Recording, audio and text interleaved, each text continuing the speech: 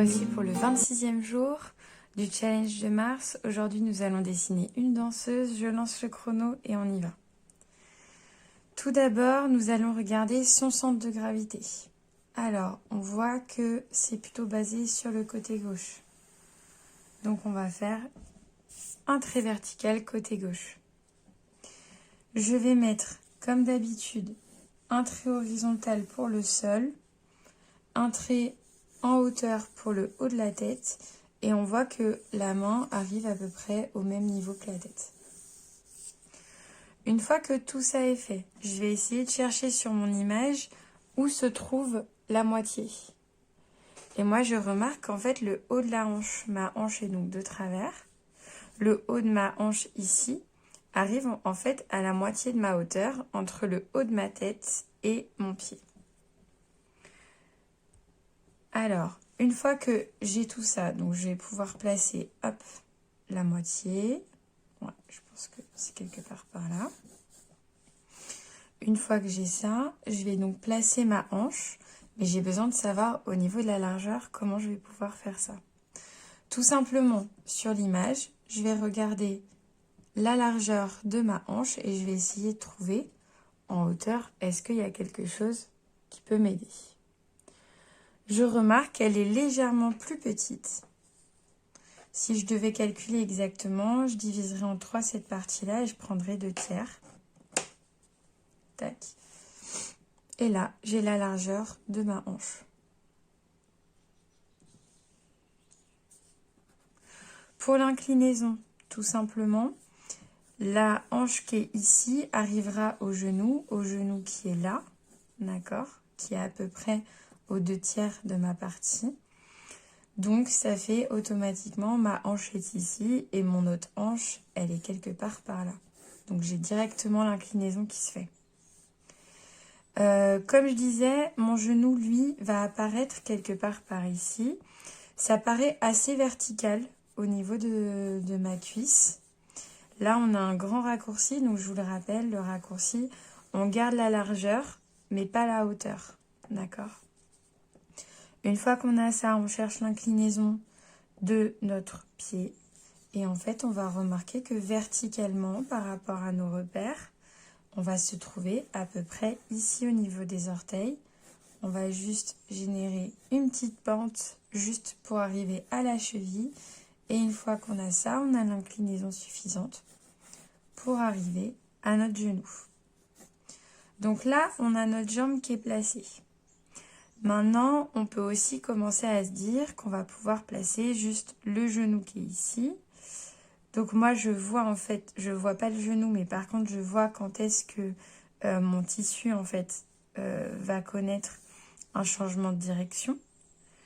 Et là, je peux dire que ce changement de direction, il est verticalement. Donc je prends le repère vertical du côté de ma cuisse, je le descends et je vois qu'il est en hauteur à peu près au niveau de ma cheville.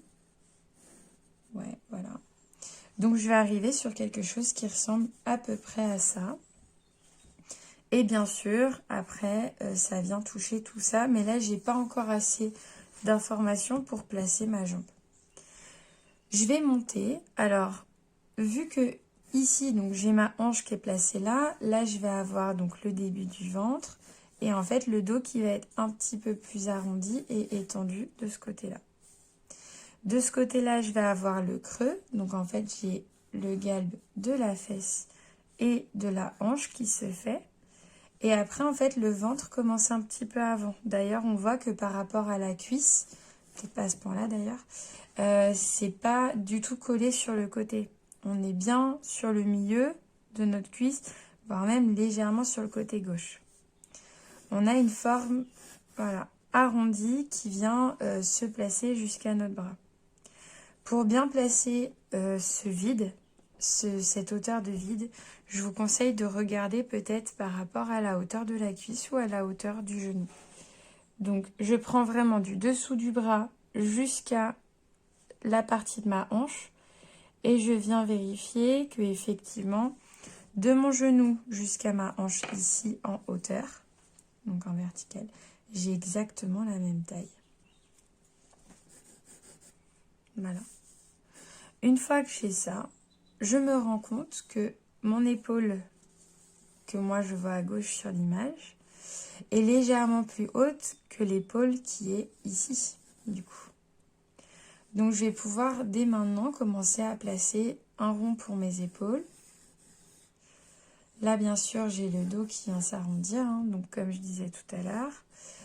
Ça tombe bien parce que mon coude, il faut qu'il arrive à peu près là. Donc je vais venir étendre, hop, mon bras. Et là, comme on avait vu, il n'y a aucun raccourci sur ce bras. Vous pouvez vérifier du coude jusqu'à l'épaule.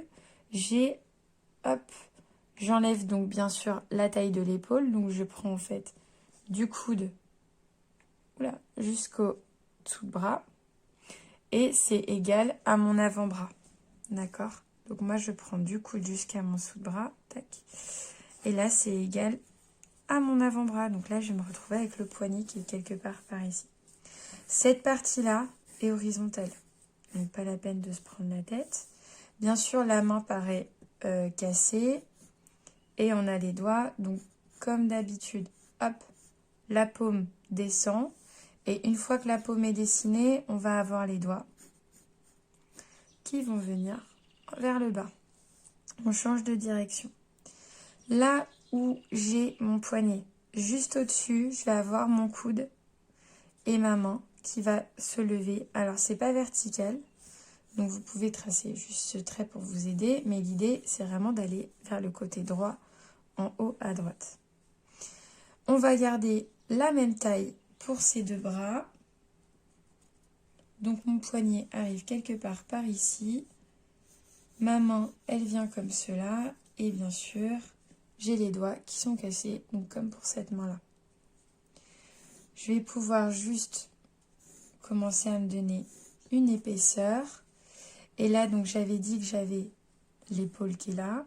Et bien sûr, là, on voit bien le muscle. Voilà.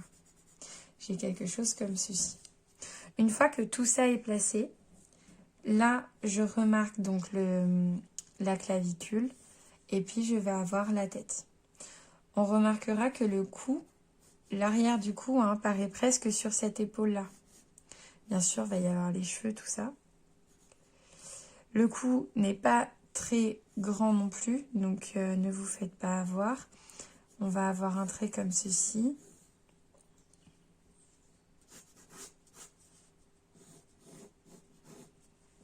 Hop. Peut-être fait mon épaule un petit peu haute. Je vais laisser un peu plus de place à la tête.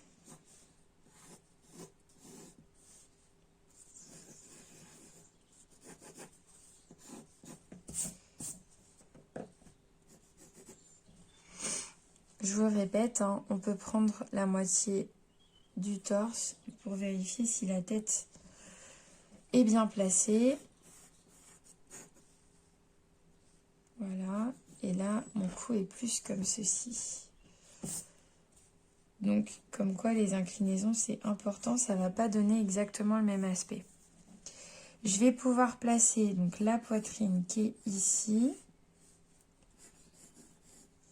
Et en fait, le creux du décolleté est beaucoup plus sur le côté droit, d'accord, que sur le côté gauche. Voilà. Là, le ventre est beaucoup plus fin.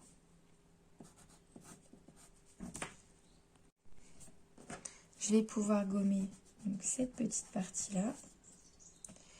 Cette partie-là. Tous les traits, en fait, qui vous gênent visuellement, vous allez pouvoir commencer à les gommer pour qu'on rentre un petit peu plus dans les détails.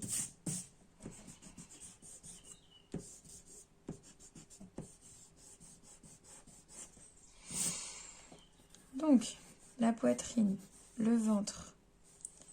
Là, alors le ventre ici, on a la hanche qui descend beaucoup plus, comme ceci, comme ceci. Ici, on va avoir peut-être quelque chose d'un petit peu plus fin.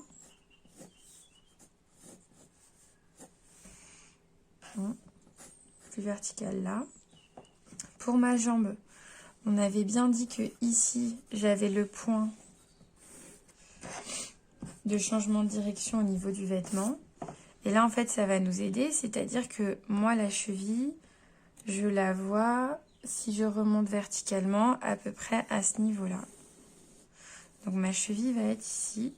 Et bien sûr, je vais avoir mon pied. Voilà. Par contre, je vois que ça devrait être plus haut. Ma cheville plus par ici. Mon talon, mon pied et mes orteils. Voilà. Et par contre, effectivement, le vêtement, lui, il vient totalement toucher le sol.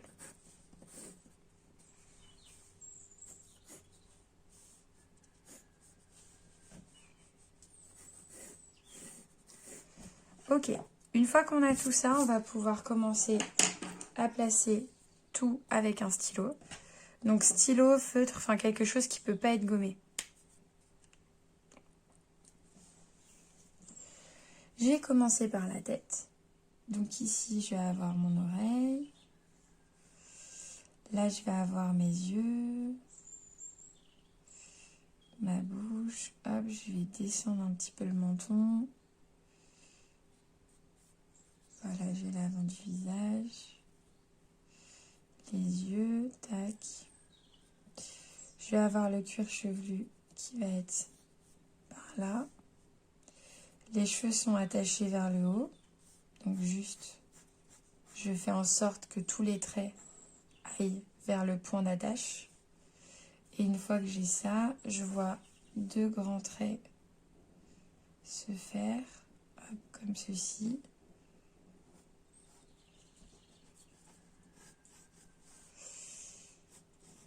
Voilà. Donc pour l'instant, ça me suffit largement pour les cheveux. Je ne vais pas détailler plus. Au niveau du cou, je vais avoir une ombre qui va être ici. Quelque chose d'assez fin là. Là, je vais réduire le bras. Voilà. Je vais avancer, hop, mon avant-bras.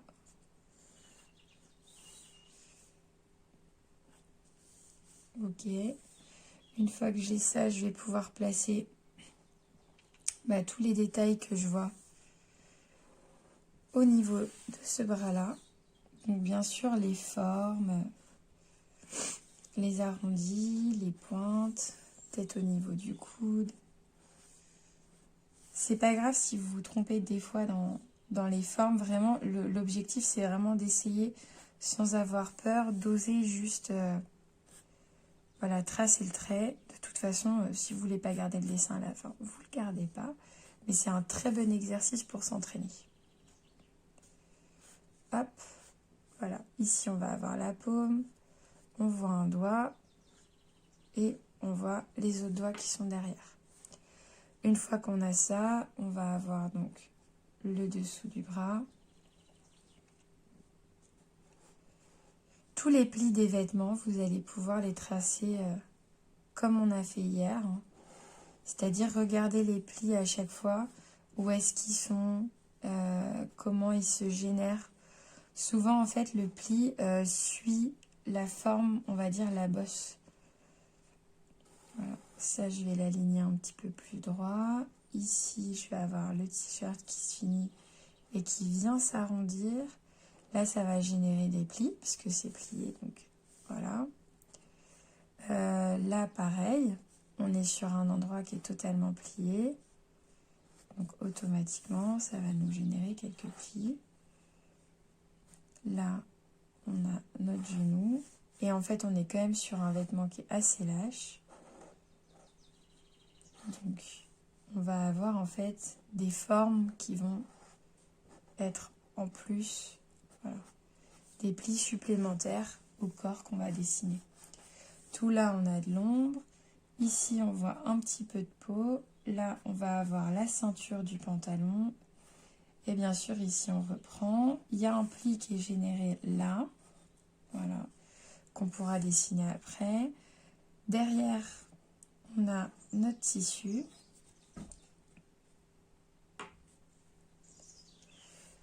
Une fois qu'on a ça, on va avoir donc les plis au niveau de la jambe.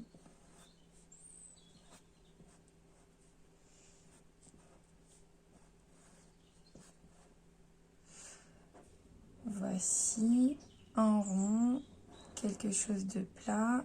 Ici, on avait un trait qui nous a continué, qui nous a suivi pour en fait avoir ce pli-là. On va remonter, tac, faire l'arrondi. Et là maintenant, je vais pouvoir faire donc ma cheville. Donc là, par exemple, j'ai fait le vêtement un peu bas. J'aurais dû le faire un tout petit peu plus haut. Voilà, tac. Là, je vais avoir les orteils qui vont être dessinés. Ici, bien sûr, ça va générer de l'ombre. Ici, on va avoir donc la malléole qui va me créer une ombre là. Le talon. Et là, on arrondit donc les points qu'on a, enfin les traits qu'on a fait tout à l'heure d'une façon très rectiligne, d'accord. Le fait de le faire en rectiligne au début et puis après de revenir avec l'arrondi, ça nous permet vraiment d'avoir les bonnes directions et les bonnes inclinaisons. Une fois qu'on a tout ça, hop, voilà, on va pouvoir commencer à placer tout le reste en pli et en ombre. Donc ça, je vais vous le faire en accéléré. Je vous dis à demain pour un autre dessin.